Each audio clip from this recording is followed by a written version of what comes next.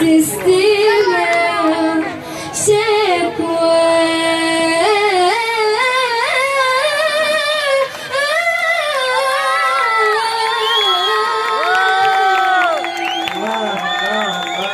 وين الصوت يا شباب؟ وين؟ فاطمة.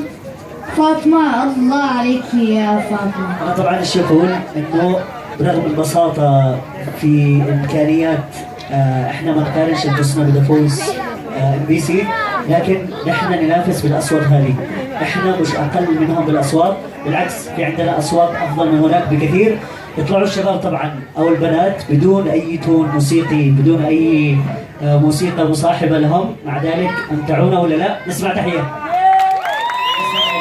احنا عقدنا هذا البرنامج ليش يا عمار؟ عشان نشوف هذه المواهب ونظهر مواهبنا، مواهب اليوم. فاطمة بتقول لي معاه أغنية سعيدة.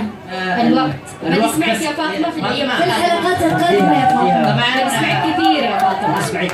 الحمد لله، نحمد الله ونشكر انه عملنا فكره ونفتخر انه معانا اصوات توقف بالمسرح زي الاصوات هذه. طفلة بالسن هذا وعندها الصوت هذا، انت متمكنه، انت جميله رائعه.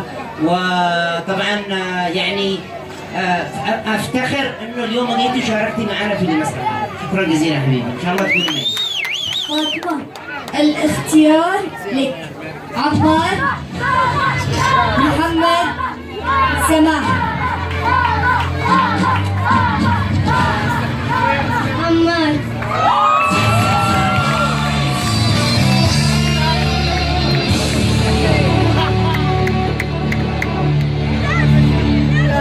أنا ما عندي شيء شو صوت، خلاص يكفي. مع السلامة.